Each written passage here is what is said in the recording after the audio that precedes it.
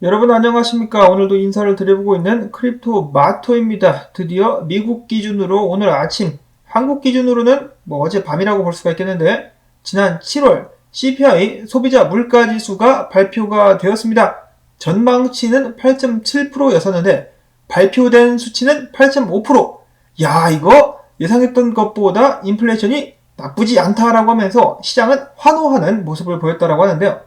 지난 3월 인플레이션 지수가 8.5%였을 때는 다들 심각하게 난리 났다라고 걱정을 했었는데 저번 달에 인플레이션율 발표된 것이 8.5%야? 아이고 신났다. 생각보다 덜 나왔네 라고 하면서 반짝 웃는 같은 8.5%지만은 굉장히 다른 반응을 보여주는 시장이라고 볼 수가 있겠습니다. 그와 동시에 다음 달에 있을 연준 미팅에서 금리 인상이 다시 이루어지긴 할 텐데 0.75%가 아니라 좀 더 약한 0.5% 인상이 이루어지지 않겠느냐라는 그런 나름의 이걸 또 호재로 해석을 하는 거죠, 시장은. 그래서 겁나 신난다. 인플레이션이 둔화되면서 연준의 금리 인상 관련된 그런 움직임도 약화될 것이다. 매파에서 약간 좀 온건한 비둘기파로 전환되지 않겠느냐라는 기대감과 함께 미국 증시 솟구치고 있습니다. 말 그대로 말로 홈런이라도 때린 듯이 일제히 상승하고 있는 미국 증시. 그 동시에 달러 인덱스는 어떻습니까? 대폭으로 떡락을 하고 있습니다. 자, 이렇게 되면은 달러가 정말 고점을 찍었다라고 볼 수 있는 것일까요? 만약에 지금부터 달러가 계속적으로다가 하락을 해주게 된다면은 미국 증시와 비트코인 앞으로도 힘을 내줄 수 있을 것 같습니다. 자, 근데 문제는 미국 증시 같은 경우는 크게 쏴 올린 후에 떨어지지 않고 있는 모습이 보여지고 있는데 비트코인은 한때 24,000달러대까지 올라갔었다가 이전 고점을 넘지 못하고 좀 하락을 하고 있습니다. 일찌감치 조정을 받고 있는데 가격대는 23,659달러. 그나마 다행인 것은 이더리움이 큰 폭으로 상승해주면서 1823달러에서 거래가 진행이 되고 있습니다. 자, 이더리움 관련된 소식은 뒤에 또 준비가 되어 있는데요. 최근에 이더리움 거래들이 롱을 대량으로 닫았다라는 것 때문에 약간 우려가 되기도 했었습니다만은 지금 일단 그래도 잘 나가고 있는 것 같습니다. 불필요한 기우에 불과했었던 것일까요? 아직까지는 분위기가 굉장히 좋은 상황. 이런 상황 속에서 비트코인 소식 먼저 알아보도록 하겠습니다. 자, 아크인베스트의 돈 내놔하니 캐시 우드 얼마 전에 코인베이스 주식 손절 친 것 때문에 굉장히 뼈가 아팠을 것 같은데요. 자, 그는 최근에 비트코인에 대해서 굉장히 긍정적인 발언을 했다라고 합니다. 블랙락이 코인베이스와 손을 잡으면서 본격적인 암호화폐 시장 진출을 선언했는데요.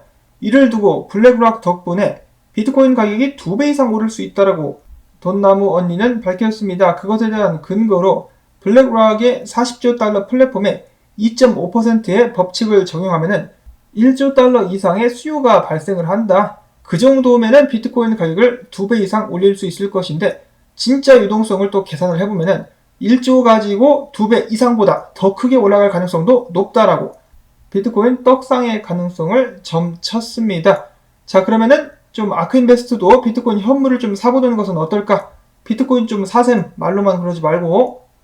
자, 다음으로는 얼마 전에 마이클 셀러가 마이크로스트래러지 CEO 자리를 내줬죠. 그것을 두고 말이 많았었습니다. 이 비트코인 때문에 적자가 나자 쫓겨났다라는 말도 있었는데 자, 새로운 CEO는 오히려 마이클 셀러를 굉장히 지지하는 사람이라고 하네요. 자, 이 마이크로스트래러지의 새로운 CEO 그 이름이 재밌는데요. 퐁레라는 사람인데 이 양반이 이야기하기를 지난 2018년도에 우리는 국채, 회사채, 금부동산 등 다양한 투자를 고려했었는데 나중에 비트코인 대량 매입을 결정하게 되었다. 해당 전략이 헤드라인 한번 장식한 적 없는 졸린 소프트웨어 회사인 마이크로스트래러지를 변화시켰다. 그러니까 그전에는 매스컴 탈 일도 없었는데 비트코인 대량 매입 이후 엄청난 유명세를 탔다라는 것이죠. 그러면서 비트코인 전략은 마이크로스트래러지의 주식 및 거래량을 증가시켰다. 우리는 발명가이자 혁신가이다라고 당당하게 밝혔다라고 합니다. 그런 의미에서 비트코인 추매 가즈아 아닌가? 마이크로스트래러지가 추매하면 비트코인 가격 떨어지죠? 그러면 니네는 아직 추매하지 말지야. 다음으로는 남미 최대 전자상거래 업체 멀카도 리브레. 자, 바로 비트코인의 열렬한 지지자인 살리나르 회장이 소유하는 회사죠. 암호화폐 관련된 거래를 그 전에는 브라질에서만 했었는데 이제는 중남미로 전체적으로다가 확대를 하게 될 것이라고 합니다. 당연히 주가 되는 코인은 비트코인이 될 것이라고 하는데요. 비트코인 외에도 이더 그리고 팩소스 달러 등등을 판매, 보유할 수 있는 서비스를 남미에, 중남미에 제대로다가 제공하게 될 것이라고 합니다. 개발도상 국가들에서 특별히 인기를 더욱더 얻고 있는 비트코인, 더욱더 많은 사람들이 이 비트코인에 노출될 수 있는 기회가 될 수 있기를 바라보고요. 자, 다음으로는 클라우드 기반 전자상거래 구축 플랫폼인 런치카트가 비트코인 결제를 지원한다 라는 소식이 또 나왔습니다. 자, 이처럼 비트코인 관련된 채택이 가속화되고 있는 상황 속에서 비트코인 1개 이상을 보유한 주소 숫자 수가 계속해서 최고치를 갱신해 나가고 있다고 합니다. 저점에서 비트코인을 열심히 모았었던 사람들 지금 그래도 좀 상승하고 있어가지고 입가에 미소가 살짝쿵 번지고 있지 않을까라는 생각을 해보게 되는데요. 자, 여기서 또 굉장히 재미난 발언이 오늘 나왔습니다. 바로 뉴욕 증권거래소 회장이 이야기하기를 수많은 기관들이 비트코인 가격이 17,000달러 선까지 떨어졌을 때 매집을 들어갔다고 합니다. 그때 어땠습니까? 13,000달러대까지 떨어진다, 10,000달러까지 떨어진다라고 하면서 엄청난 공포가 조장되고 있었을 때 기관들이 들어가서 주워 담았다라고 이야기를 하고 있는 것이죠. 그래서 이 비트코인 그때 살려다가 좀 더 떨어질 것 같아 라고 하면서 기다렸던 사람들은 뭡니까? 또 속았다라고 볼 수가 있겠습니다. 자, 기관들이 이렇게 비트코인을 17,000달러에서 많이 샀으면은 비트코인 가격대가 그 근방까지는 떨어질 수 있겠지만은 그 이하로는 떨어지지 않을 것 같다라는 생각이 듭니다. 최근에 여러 대형 은행에서 비트코인이 바닥을 찍은 것 같다라는 보고서를 출시한 바들이 있는데요. 아마도 그들은 이것을 알고 있지 않았었을까라는 그런 생각이 들기도 합니다. 자, 그 다음에 블룸버그의 유명 시니어 상품 전략가죠. 마이크 매클로는 다시 한번 비트코인 가격이 10만 달러까지 상승 가능하다라고 밝혔습니다. 자, 비트코인은 6자릿수 가격 10만 달러까지 올라가게 될 것이고 유가는 올 하반까지 배럴당 50달러 수준으로 떨어지게 될 것이다. 그러면서 전 세계적으로다가 디플레이션이 촉발될 수 있을 것이다 라고 이야기를 했습니다. 자, 과연 그렇게 될 수 있을 것인가? 비트코인 10만 달러의 꿈은 과연 이루어질 수 있을 것인가? 자, 근데 비트코인 앞서서 잠깐 언급을 드렸었던 대로 상승했었다가 녹아버렸습니다. 자, 왜 이러나요? 비트코인 힘내야죠. 조정 좀 빨리 받은 셈 치고 미국 증시 따라가지고 계속해서 올라가야만 되겠습니다. 자, 비트코인 최근에 그래도 저점을 계속해서 올려주는 긍정적인 행보를 보여왔었는데요. 조시레저 분석가는 이야기하기를 미국 증시를 보아하니 최근에 정을 뚫고 올라갔더라.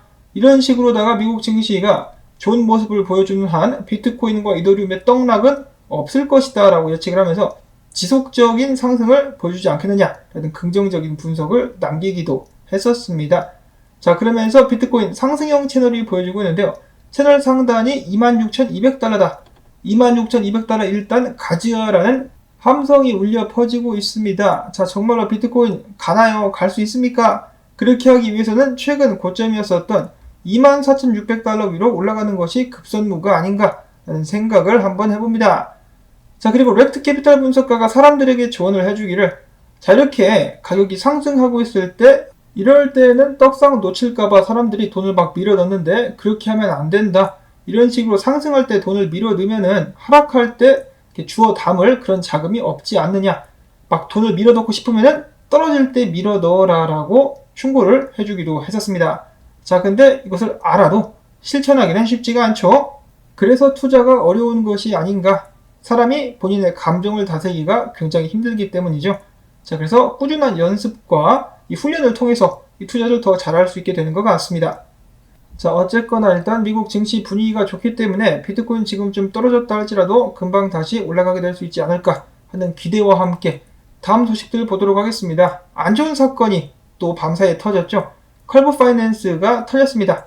그나마 다행인 것은 빨리 눈치를 채고 조치를 한 덕분에 해킹 금액이 61만 2천 달러. 자, 물론 적은 돈은 아닙니다만 다른 플랫폼들 털린 거에 비교를 해보면 그래도 굉장히 양호한 편이라고 볼 수가 있겠죠. 자, 해커들 언젠가는 꼭 벌을 받을 수 있기를 바라보고, 자, 그 다음에 유명 경제학자인 알렉스 크루거가 이야기합니다. 오늘 소비자 물가지수가 발표가 나왔는데 만약에 인플레이션 지수가 식어가고 있다는 신호가 나올 경우 이더리움 같은 경우는 2주일 내에 2,000달러까지 오를 수 있는 가능성이 있다라고 내다봤다라고 합니다. 자, 물론 다른 위험 자산들 비트코인을 포함해서 증시도 마찬가지인데 그럼에도 불구하고 나의 선택은 오로지 이더리움이 될 것이다 라고 이야기를 하면서 강력한 이더리움에 대한 지지를 나타냈다라고 합니다. 자, 특별한 차트는 준비되어 있지 않지만 어제 한창 하락했을 때 이더리움 주셨었던 인컴샤크 분석가가 있었죠. 그 분석가의 분석이 일단 맞아떨어지고 있는 것이 아닌가. 어제 주선 사람들은 다시 한번 수익권에 진입을 했을 것 같습니다. 다음으로는 알트코인 셜파라는 분석가는 이야기하기를, 자, 지금 1700달러 뚫고 올라왔지, 안착한다 그러면은 2000달러 초반까지 직진한다라고 이야기를 하고 있습니다. 굉장히 중요한 저항을 뚫고 올라온 이더리움, 이대로 쭉 상승할 수 있기를 바라봅니다. 가지야 이더리움, 살려주어.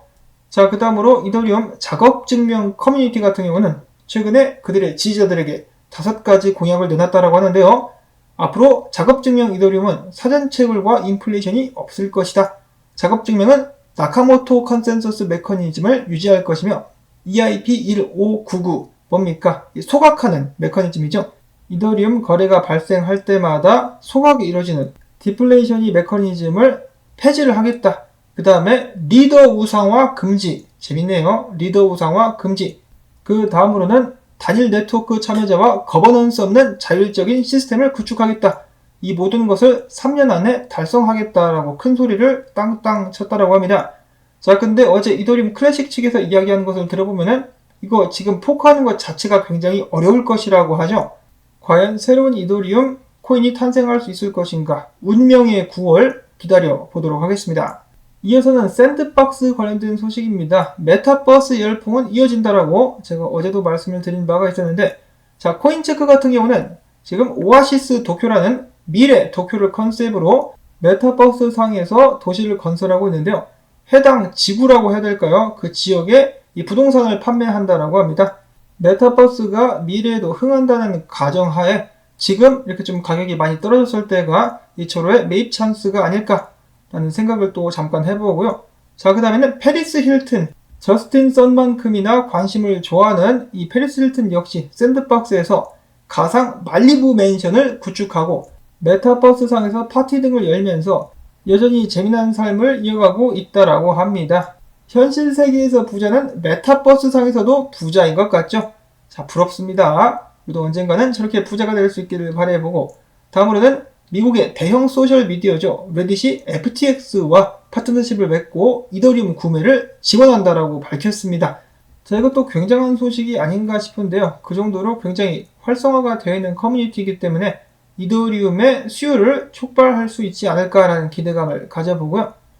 다음으로는 암호화폐 거래소 중에 핫빗이라고 있습니다. 직원들이 범죄에 연루되게 되면서 암호화폐 입출금을 그리고 거래를 중단하게 되었다고 합니다.